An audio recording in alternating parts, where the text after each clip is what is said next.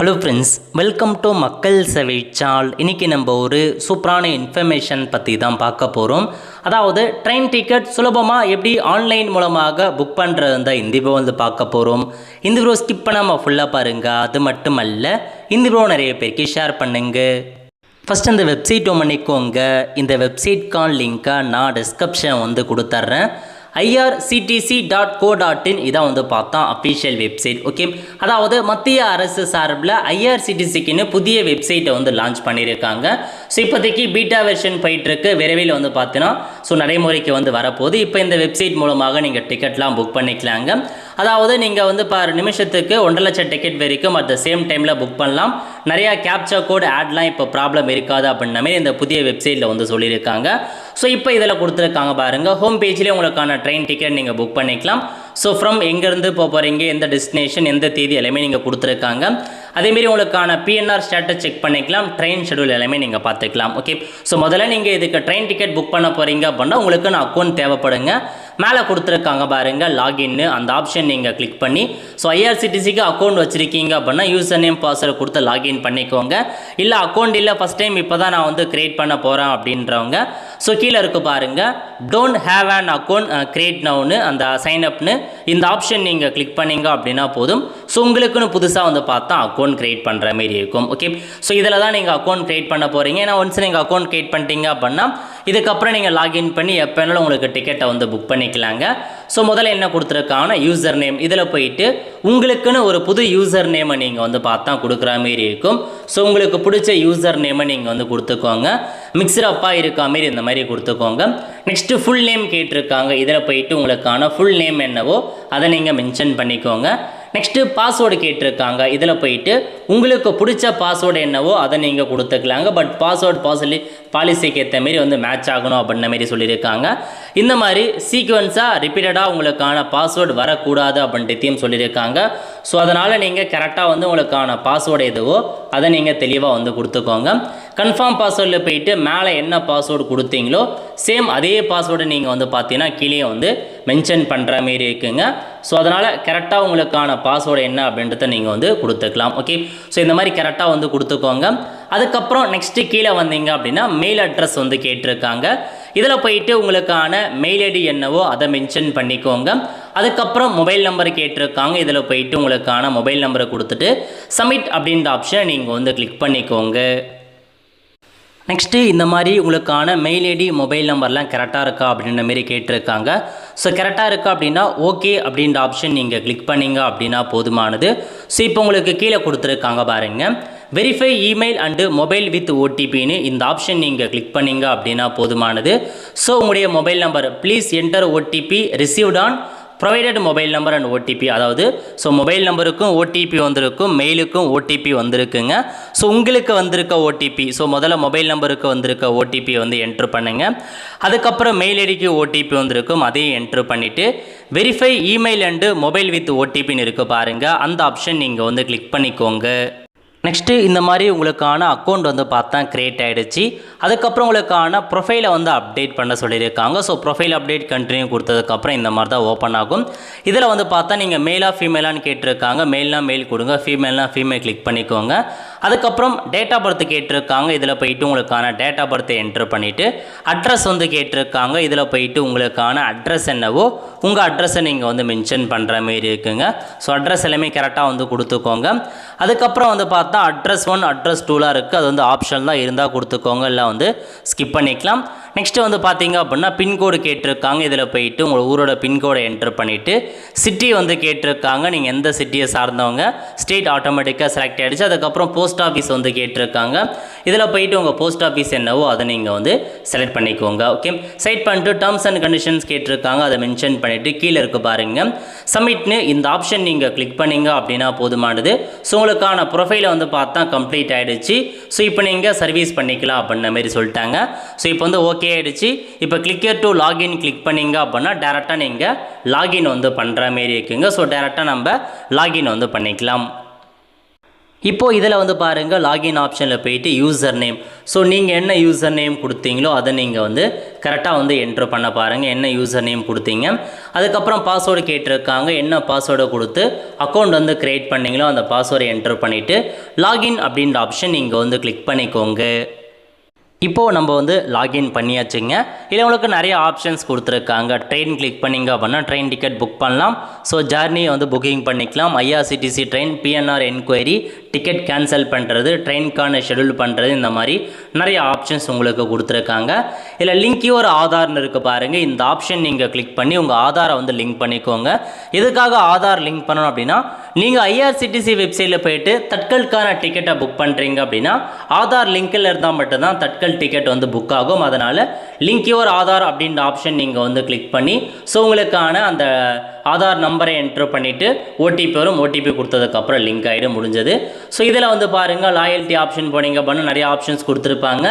இ-வேலட் அப்படின்னு ஒரு ஆப்ஷன்ஸ் இருக்குது. எதுக்காக அப்படின்னா, நீங்கள் ஐஆர்சிடியில் போயிட்டு இ-வேலெட்டில் நீங்கள் முன்கூட்டியே பணத்தை போட்டு வச்சிட்டிங்க அப்படின்னா ஸோ பேமெண்ட் பண்ண சொல்ல சுலபமாக இருக்கும். தட்கல் டிக்கெட்லாம் புக் பண்ணுறீங்க அப்படின்னா ரொம்ப ஃபாஸ்ட்டாக வந்து பேமெண்ட் பண்ணி ஆகணும். அதுக்காக தான் இந்த தட்கல் டிக்கெட், அதாவது அந்த இ-வேலட் ஆப்ஷன்ஸ் கொடுத்துருக்காங்க. இ-வேலெட்டில் போயிட்டு நீங்கள் பேமெண்ட் பண்ணிட்டீங்க அப்படின்னா அது அப்படியே ஒரு 1000 rupees பேமெண்ட் பண்ணிட்டீங்க அப்படின்னா நீங்கள் டிக்கெட் புக் பண்ண சொல்ல இ-வேலெட் மூலமாக சீக்கிரமாக நீங்கள் டிக்கெட்டை வந்து புக் பண்ணிக்கலாம். ஸோ இதுக்கப்புறம் நிறைய ஆப்ஷன்ஸ் இருக்குது. நீங்கள் வந்து பாருங்கள் பஸ்ஸஸ் புக் பண்ணுறது, ஃப்ளைட் புக் பண்ணுறது, ஹோட்டல், ஹாலிடே, நிறையா வந்து ஆப்ஷன்ஸ் இருக்குது. டூரிஸ்ட் பேக்கேஜ் இருக்குது. இந்த மாதிரி நிறைய ஆப்ஷன்ஸ் இருக்குதுங்க. ஸோ இப்போ நம்ம ட்ரெயின் டிக்கெட் புக் பண்ணுறதை பற்றி பார்க்கலாம். ஓகே, ஸோ முதல்ல நீங்கள் வந்து பாருங்கள் ஒரு ட்ரெயின் டிக்கெட் புக் பண்ண போகிறீங்க அப்படின்னா, ஒரு பிளேஸுக்கு போக போகிறீங்க அப்படின்னா முன்கூட்டியே மேக்ஸிமம் வந்து ட்ரை பண்ணிக்கோங்க. ஒரு 2 weeks முன்னாடியாச்சும் புக் பண்ணால் தான் உங்களுக்கு கன்ஃபார்ம்டாக வந்து கிடைக்கும். நீங்கள் வந்து பார்த்தீங்க அப்படின்னா 3 மாதத்துக்கு முன்னாடியே புக் பண்ணிக்கலாம். அதாவது கரெக்டாக வந்து அட்வான்ஸ் புக்கிங்னு சொல்லுவாங்க பாருங்கள், அதை 3 மாதத்துக்கு முன்னாடியே நீங்கள் புக் பண்ணிக்கலாம். அதுக்கு முன்னாடியே புக் பண்ண முடியாது. கரெக்டாக 3 மாதத்துக்கு முன்னாடிலேருந்து நீங்கள் புக் பண்ண ஸ்டார்ட் பண்ணிக்கலாம். முதல்ல வந்து பாருங்கள், ஸோ நீங்கள் எங்கேருந்து நீங்கள் புக் பண்ண போகிறீங்க. ஸோ நான் இப்போதைக்கு திருவண்ணாமலை அப்படின்ற மாதிரி நான் வந்து கொடுத்துக்கிறேன். ஸோ நீங்கள் எங்கே போக போகிறீங்களோ அதை நீங்கள் வந்து செட் பண்ணிட்டு டெஸ்டினேஷன் எந்த இடத்துக்கு போக போகிறீங்க அப்படின்னு கேட்டிருக்காங்க. ஸோ எந்த இடம் அப்படின்றத நீங்கள் வந்து மென்ஷன் பண்ணிக்கோங்க. ஓகே, ஸோ ஃப்ரம் எங்கேருந்து அப்புறம் எங்கே வரைக்கும் போக போகிறீங்க, எங்கேருந்து எங்கே வரைக்கும் போக போகிறீங்க, டேட் என்னைக்கு வந்து ட்ரெயின் டிக்கெட் புக் பண்ண போகிறீங்க அப்படின்றத தேதியை வந்து கரெக்டாக கொடுத்துக்கோங்க. ஸோ கொடுத்ததுக்கப்புறம் இதில் வந்து பாருங்கள் கோட்டா, அதாவது கோட்டாவை பொறுத்த வரைக்கும் ஜென்ரல் கோட்டா. ஸோ ஜென்ரலாக நம்ம வந்து புக் பண்ணிக்கலாம். இல்லை லேடிஸுக்கு புக் பண்ண போகிறீங்களா, லோவர் பர்த்து கீழே இருக்க பர்த்து தான் வேணுமா ஃபார் சீனியர் சிட்டிசனுக்கு. ஸோ அந்த 60 வயசுக்கு மேலே இருக்கவங்க லோவர் பர்த் தான் கேட்பாங்க. ஏன்னா அவங்களால அப்பர் பர்த்தோ மிடில் பர்த்தோ ஏறி மேலே வந்து உட்கார முடியாது. ஸோ அந்த மாதிரி கேட்டகரியா, இல்லை டிஃப்ரெண்ட் டேபிள் பர்சன் கேட்டகரியா, டியூட்டி பாஸா அப்படின்ற மாதிரி ஆப்ஷன்ஸ் இருக்குது. இது இல்லாமல் உங்களுக்கு தட்கல் ஆப்ஷன் எக்ஸ்ட்ராவாக காமிக்கும். தட்கல் டிக்கெட் நீங்கள் எப்போ புக் பண்ணலாம் அப்படின்னா, முன்னாடி இப்போ நாளைக்கு வந்து அந்த ட்ரெயின் போக போகுது அப்படின்னா அதுக்கு முன்னாடி நாள் காலைல 11 மணிக்கு 10 மணிக்கு வந்து ஏசிஎம், நார்மல் ஸ்லீப்பர் வந்து 11 மணிக்கும் ஓப்பன் பண்ணுவாங்க. நல்லா நோட் பண்ணிக்கோங்க.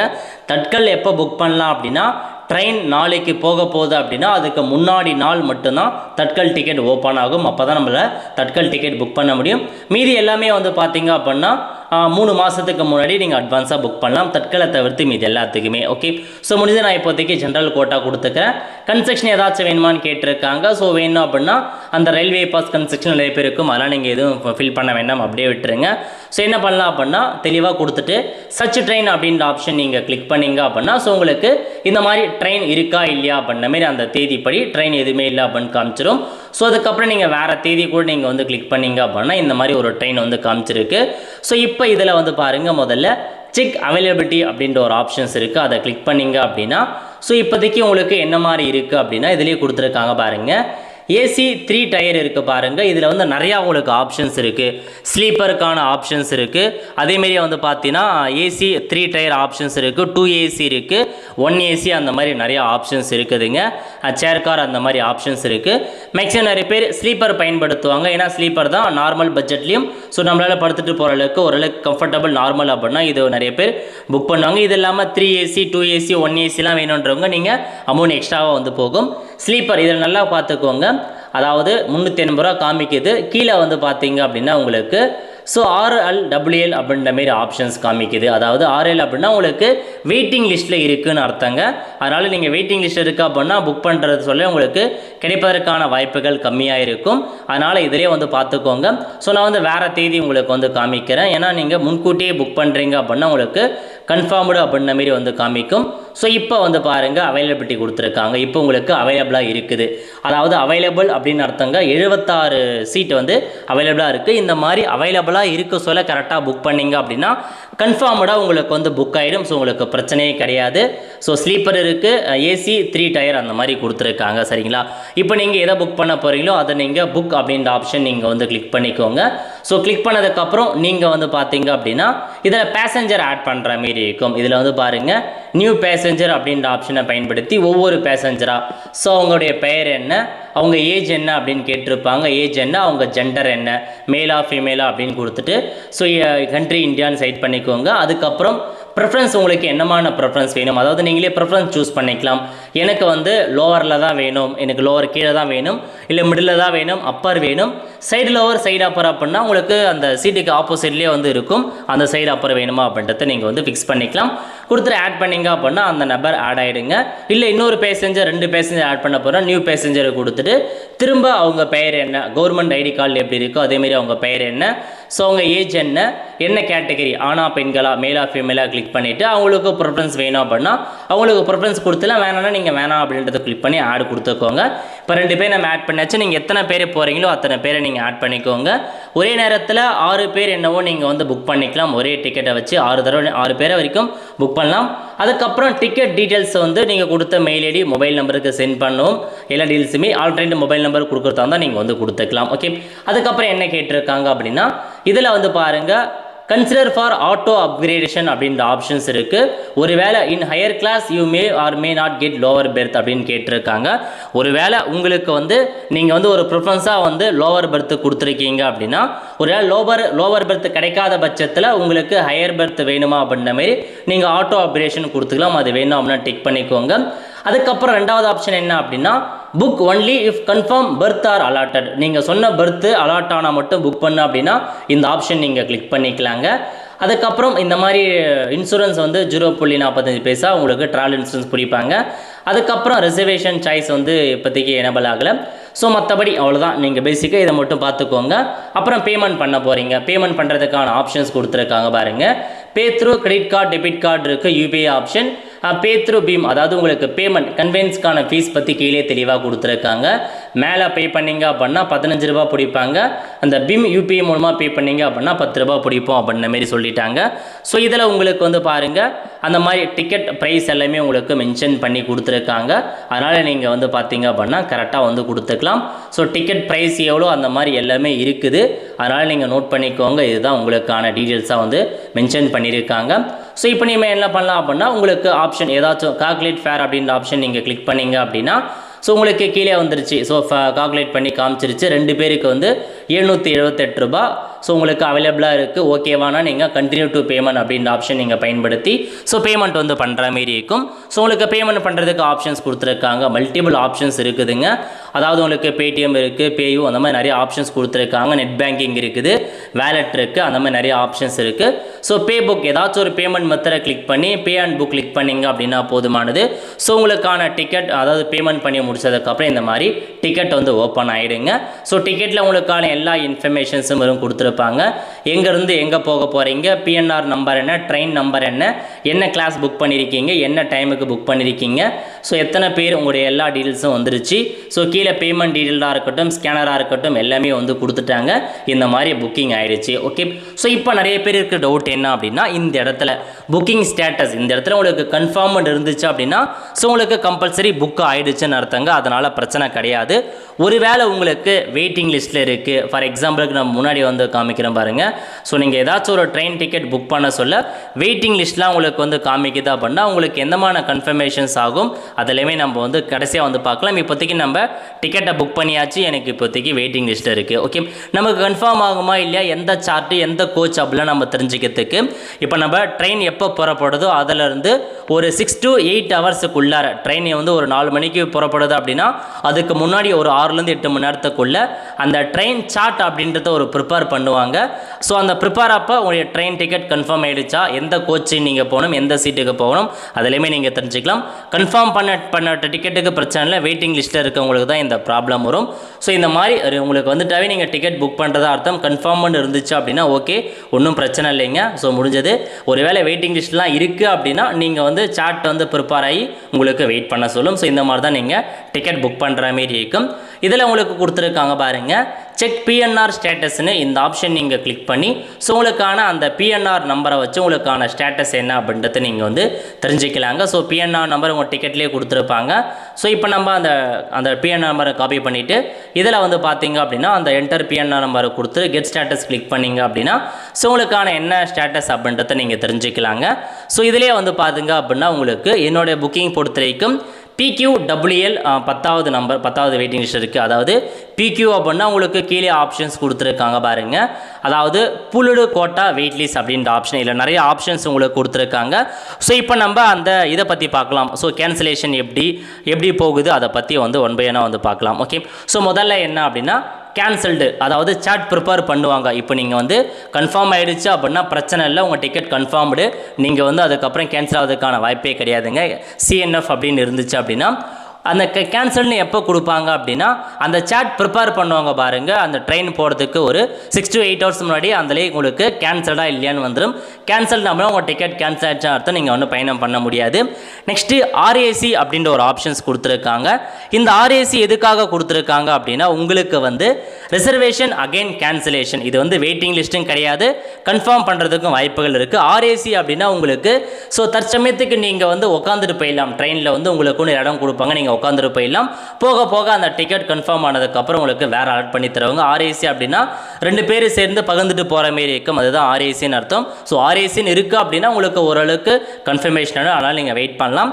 அதுக்கப்புறம் என்ன அப்படின்னா உங்களுக்கு நம்ம சொன்ன பாருங்கள், அதாவது எனக்கு வந்திருக்கிறது இந்த மாதிரி PQWL அப்படின்னா பூல்டு கோட்டா வெயிட் லிஸ்ட் அப்படின்னு வந்து சொல்லுவாங்க. இதுக்கான காரணம் என்ன அப்படின்னா ஒரு சில குறிப்பிட்ட ரயில்வே ஸ்டேஷனுக்கு வந்து அவங்களுக்குன்னு ஒதுக்கப்பட்டிருக்க அந்த சீட்லாம் புக் ஆகிடுச்சு. அப்போ நீங்கள் அப்ளை பண்ணிங்க அப்படின்னா இந்த PQWL வெயிட்டிங் லிஸ்ட்டில் வந்து போயிடுங்க. உங்களுக்கு இந்த மாதிரி உங்களுக்கு ஒரு 10 வெயிட்டிங் லிஸ்ட்டுக்குள்ளே இருக்குது அப்படின்னா உங்களுக்கு கன்ஃபர்மேஷன் ஆகிறதுக்கு ஓரளவுக்கு சான்சஸ் இருக்குது. 10க்கு மேலே போகுதா அப்படின்னா கொஞ்சம் சான்சஸ் கம்மி தான்.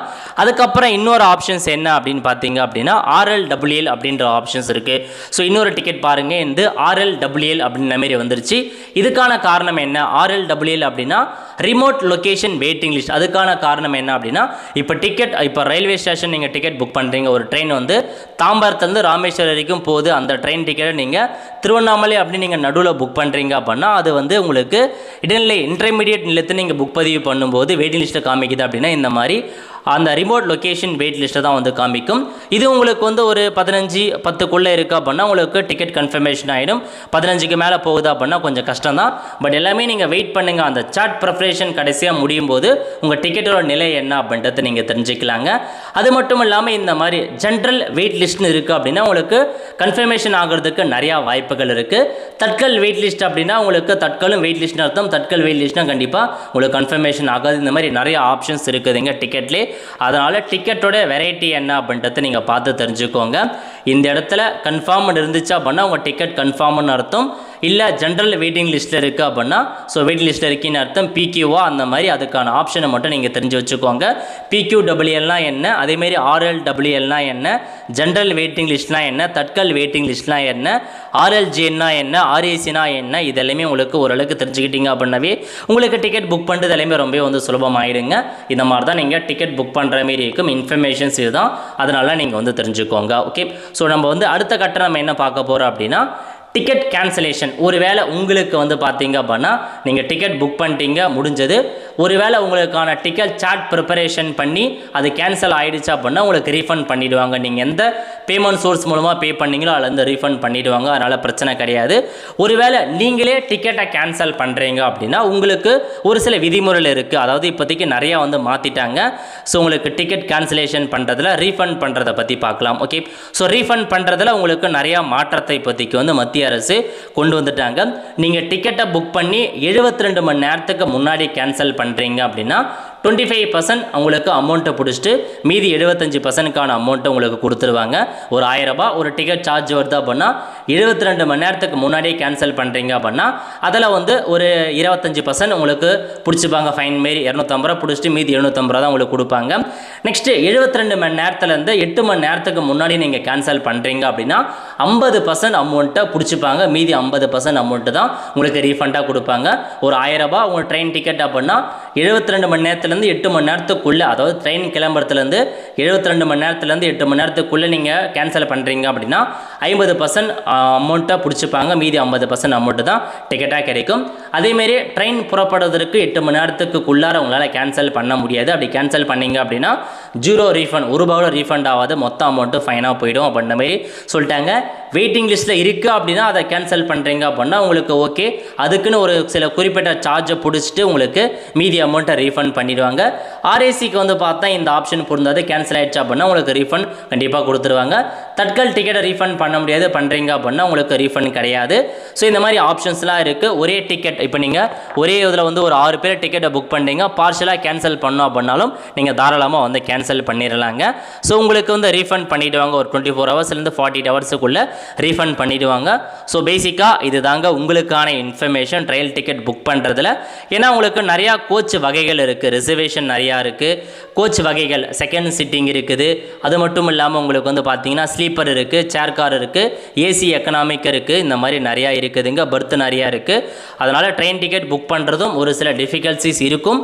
எல்லாமே தெரிஞ்சுக்கிட்டீங்க அப்படின்னா சுலபமாக நீங்கள் வந்து ட்ரெயின் டிக்கெட்டாக இருக்கட்டும் எல்லாமே சுலபமாக நீங்கள் புக் பண்ணிக்கலாம். ஸோ ஆல்மோஸ்ட் எல்லா இன்ஃபர்மேஷன்ஸுமே கவர் பண்ணியிருக்கோம். ஏதாச்சும் டவுட் இருக்குது அப்படின்னா கமெண்ட் செக்ஷனில் தெரிவிங்க, கண்டிப்பாக நான் வீடியோ வந்து மேக் பண்ண ட்ரை பண்ணுறேன். ஸோ இந்த மாதிரி உங்களுக்கு நீங்கள் புக் பண்ணதுக்கப்புறம் ரிசிப்ட் வந்துடும். இதை நீங்கள் வந்து பார்த்தா கண்டிப்பாக அந்த நீங்கள் பிரிண்ட் எடுத்துகிட்டு போகணும் அவசியம் இல்லை. இதை அப்படியே மொபைல் ஃபோன் மூலமாகவே நீங்கள் வந்து காமிச்சிக்கலாங்க. டிடிஆர் செக் பண்ணுறவங்க அவங்ககிட்ட வந்து காமிச்சிக்கலாம். ஒருவேளை சந்தேகப்படும் போது நீங்கள் டாக்குமெண்ட்ஸ் கேட்பாங்க, இந்த ஐடென்டி ப்ரூஃப் ஏதாச்சும் ஆதார் கார்டோ ஓட்டர் ஐடி ஏதாச்சும் ஒரு டாக்குமெண்ட்ஸ் எடுத்துகிட்டு போங்க. ஏன்னா நீங்களா அப்படின்னு வந்து சந்தேகப்படுறாங்க அப்படின்னா அந்த டாக்குமெண்ட்ஸை காமிச்சிக்கலாம். உங்கள் பேரும் ஏஜ் எல்லாமே கரெக்டாக டாக்குமெண்ட்டில் வெரிஃபிகேஷன் பண்ணுவாங்க, முடிஞ்சது. ஸோ இதான் இன்ஃபர்மேஷன். சிம்பிளாக நீங்கள் ட்ரெயின் டிக்கெட் புக் பண்ணலாம். இல்லை அப்படின்னாலும் நிறையா உங்களுக்கு மொபைல் ஆப் இருக்குது, ஐஆர்சிடிசி மொபைல் ஆப் இருக்குது, ரயில் கனெக்ட் மொபைல் ஆப் இருக்குது, கன்ஃபார்ம் டிக்கெட் மொபைல் ஆப் இருக்குது. அதில் கூட நீங்கள் வந்து பண்ணிக்கோங்க. ஸோ பெட்டராக ஐஆர்சிடிசி வெப்சைட் மூலமாக பண்ணுறீங்க அப்படின்னா பெட்டர் ஆப்ஷன்ஸ் உங்களுக்கு வந்து இருக்கும்.